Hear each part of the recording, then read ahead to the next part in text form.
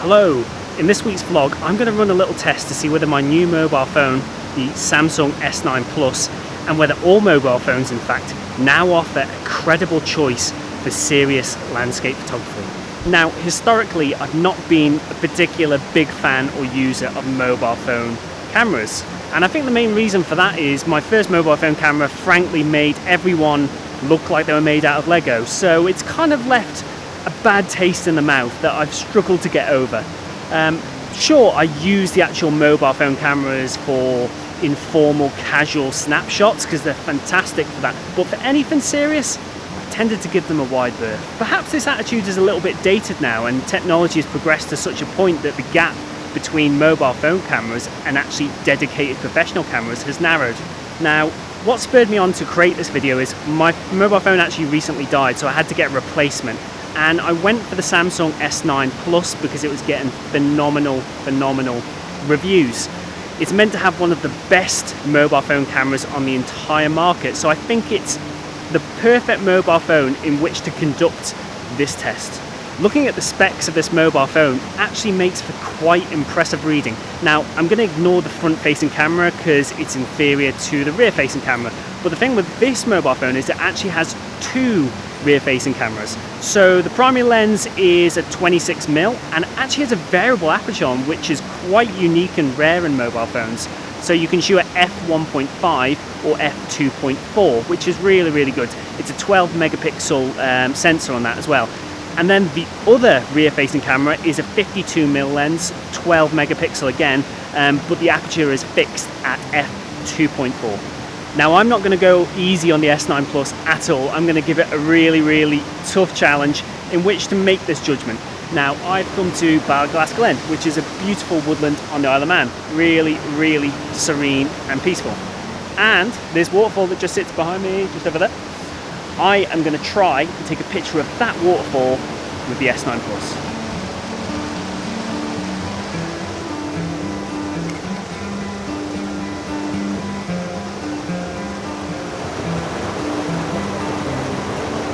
I'm now down near the river and I've picked out my composition and I've set up my tripod, and I have to say it felt so wrong attaching this to the top of the tripod.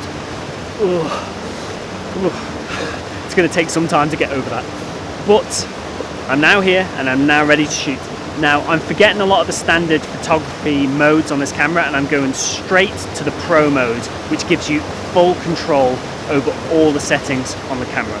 So in the Pro mode, we've got full control over ISO, aperture, shutter speed, white balance, metering, flash, focal points, you name it, which is fantastic. But most importantly, it actually shoots all your images in both JPEG and RAW. And it's that RAW ability which is absolutely key. It's only by judging the RAW files that I shoot here that I'll be able to truly assess the performance of this mobile phone camera. I'm going to shoot these images at the full 12 megapixel resolution, and I'm going to shoot at 4:3 ratio, and I'm also going to put a 2-second timer on to avoid any shake when I actually take the images.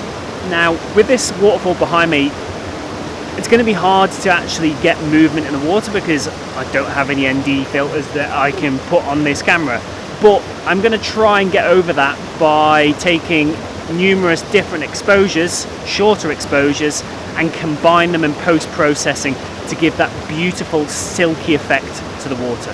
So what settings am I actually shooting with? Well, I'm shooting at ISO 50, which is the absolute minimum on this camera, and I'm also shooting at f2.4 to maximize the depth of field through this shot.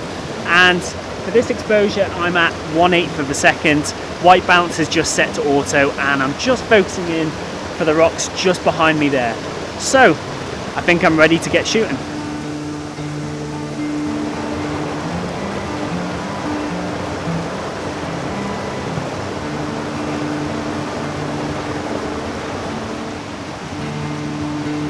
That felt really weird and a little wrong, but it's done now. I've taken my series of images that I'm going to compile and post-processing to get the final image that I'm going to make my judgment call on.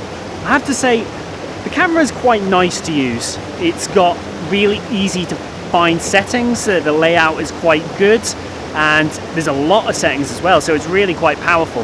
The only thing I would say is it's really easy to swipe onto the wrong setting or come out the camera altogether, or even worse, go into the front facing camera and take a terrible selfie of yourself. So easy to do. So that is a major pain in the backside. Great, it started to rain. I think that's nature's way of telling me enough is enough, it's time to head home. So I'm going to take these images back to post-processing, get stuck into them, apply my normal post-processing procedures, and let's see how this camera actually stacks up.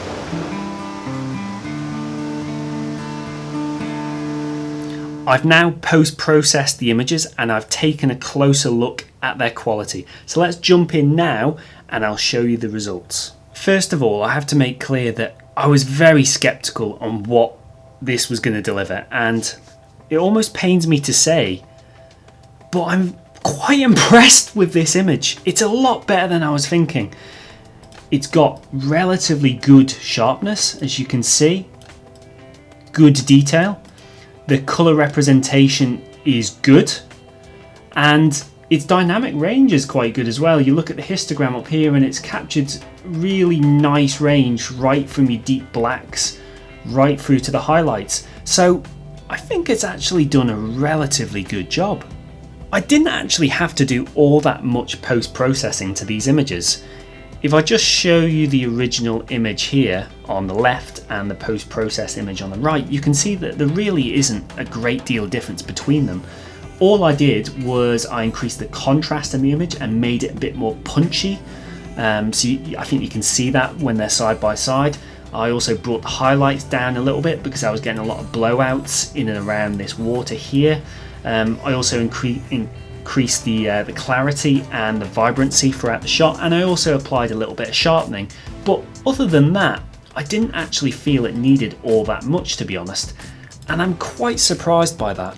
On closer inspection, there are a few flaws and weaknesses in the image though. If I just take you over here to one of the unprocessed shots so I can really zoom in on it, I feel the image lacks a little bit of sharpness right across the actual image, to be honest, but particularly right in the corners, and you can probably see it better up in this corner here.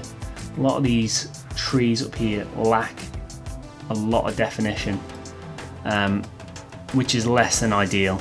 I also feel that in places the image can feel a little bit noisy perhaps, but I don't know whether that's just my eyes playing tricks on me, but particularly in some of the shadow areas, and I think actually it struggled a lot with the extremes in the dynamic range. So with the rapids here, it blew out this whole area here. It really struggled with that, and it's also struggled with the shadows underneath this rock, and I've dabbled around with the raw processing, but it's going to be difficult to retrieve the detail in those areas.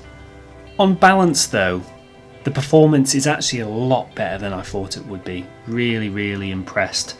Now, once I'd post-processed each of the images and I selected about 10 different images, then I exported them into Photoshop, where I created a mean exposure of all of those images, and that would produce really silky smooth long exposure water throughout this shot, and the final image is here.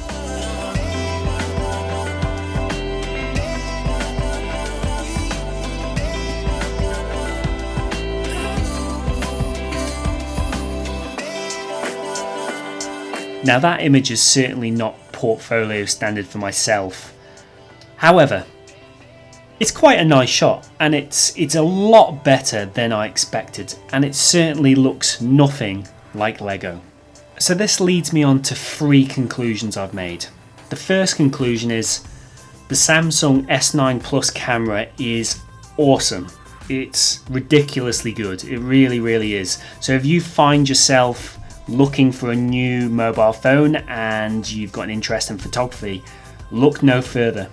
Conclusion 2, mobile phone cameras are much better than I thought they are, and that gap between the top end professional gear and mobile phone cameras is clearly narrowing. It really is. I was taken aback by the image quality that this managed to deliver. Now, I certainly won't be going out there and getting rid of my professional gear and replacing it with my mobile phone.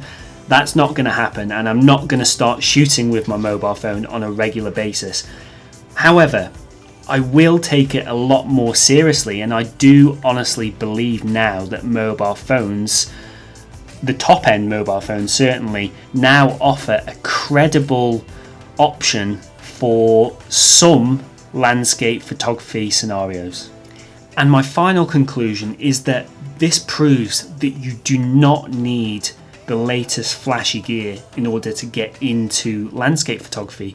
Equipment need not be a barrier to you getting out there and shooting. The camera that you've now got built into your phone in your pocket is now powerful enough and now capable enough to deliver really quite impressive results. So I hope you've enjoyed this little experiment. It's certainly been an eye-opener for me. I'm going to give mobile phone cameras a lot more respect in future, and I'm probably going to start shooting with my own that little bit more now, I think. As always, any comments or likes are really appreciated. I'd be particularly interested to hear your own experiences with mobile phone photography, particularly with landscape photography, and how you feel about it, and whether your particular mobile phone is good enough to deliver the results that you want. I'd be really interested to hear your own experiences. And yeah, if you agree or disagree with anything I've said in this video, please let me know. I mean, if you've got the S9 Plus, even better, tell me exactly what you think of it. I think it's superb, but hey, it's just my opinion. If you haven't yet subscribed to my channel as well, any subscribes are always massively appreciated, so thank you in advance for that. I will see you soon. Goodbye.